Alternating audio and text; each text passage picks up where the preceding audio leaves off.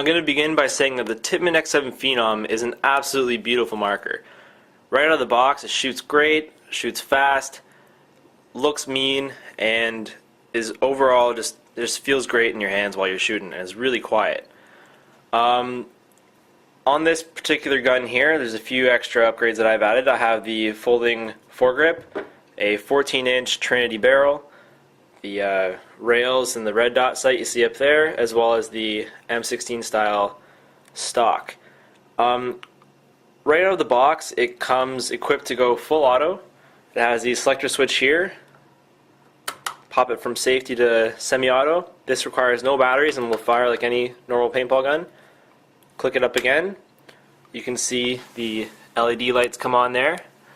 And we're now in full auto. There are other firing modes, but the factory default is full auto. Safe full auto requires 2 trigger pulls, and then we'll engage the full auto rate of fire.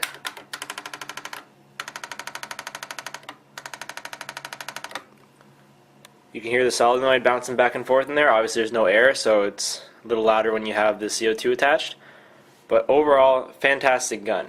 Now, Tippmann's known for their quality, and I don't want to take away from that when I say this, but no matter what, there are always some imperfections with every production batch, and unfortunately a small problem with the Tippmann Phenom is the cyclone feed system on some of the models. Now what happens is that when you shoot, the paddles inside the cyclone rather, they don't advance and a paintball is not loaded into the chamber, so you're able to fire the gun without firing a paintball. The only way to get a paintball in the chamber is to progress it manually using this thing right here. That manually advances the paddles 1 rotation. Let me show you what I mean. So first I'm just going to take off the scope and the hopper here.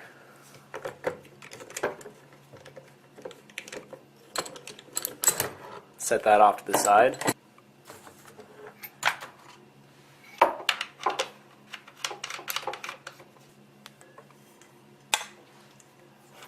So I have my CO2 tank ready to go. I'm going to pop the water supply on there. And for those of you who don't know, it is excess CO2 that actually propels the cyclone feed system. The CO2 is sent through this little tube here, which then, upon firing, advances these paddles right here. Right now I'm going to do it manually to show you what I mean. Every time you pull the trigger, the CO2 will propel this 1 rotation. So now, on a properly functioning Phenom, these paddles should rotate every time I pull the trigger. So I'm going to throw it into semi-auto now. So now it's live. And the first pull or two may advance it because there's enough pressure, but after a while it doesn't. Let's see what happens.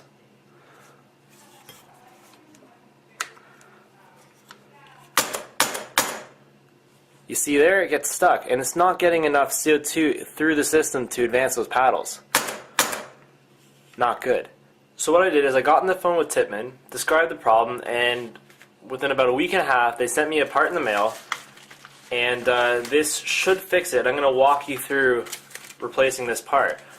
There's a small piece that is not drilled wide enough to let enough air go through, and here we have it right there. That's all we're missing. This tiny piece is the source of the problem. And apparently this piece is drilled large enough to let enough CO2 through to advance the paddle every time. So I'm going to begin by disassembling the marker. You're going to need your Allen keys, and I also like to set aside some paper towels you see there just to keep the screws and pieces from rolling around and getting knocked off the table or your whatever workstation you're at. So I'm going to start by just tearing this apart real quick. All you have now is this piece in here that's holding it on. So flip it back over.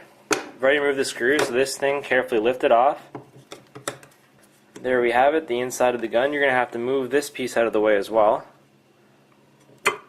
Careful, this spring will pop it back a bit. Put this over on your paper towel, keep your table nice and clean. Now we have the cyclone free. So now this is the piece that is inside the gun that goes right there. This is the piece that apparently is broken. To look at the two, see that hole? You see this one. Doesn't look too different, but this one's a little bigger. I guess that's all it takes to get enough air to propel the paddles in the cyclone.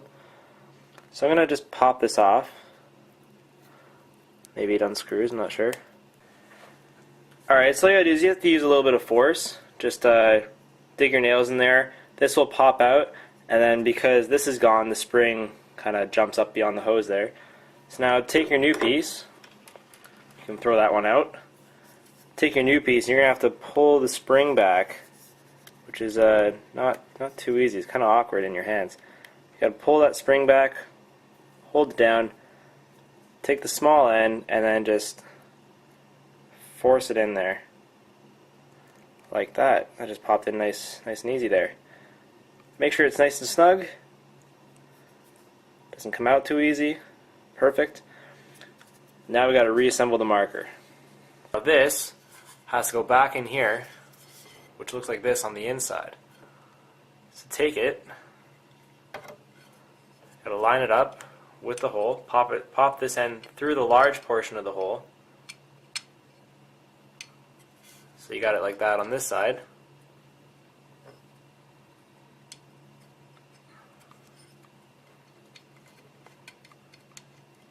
And line it up with this small slot here.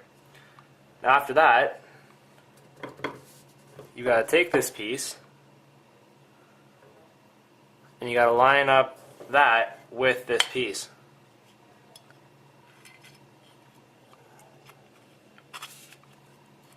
So I would do it by holding the back, holding that down so it can't be pushed out, and lining it up with this large piece in the middle here.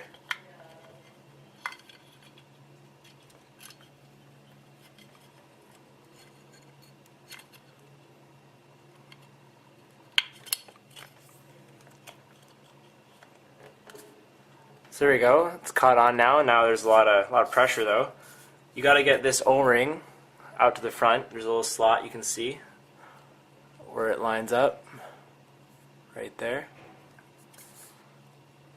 Line up that O-ring there. Make sure the spring is tucked away inside this thing here, and make sure that the piece stays forward in order for you to get it all back together in the end.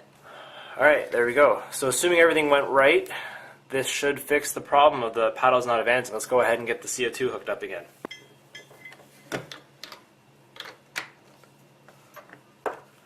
Alright, here we are. Let's get the air on.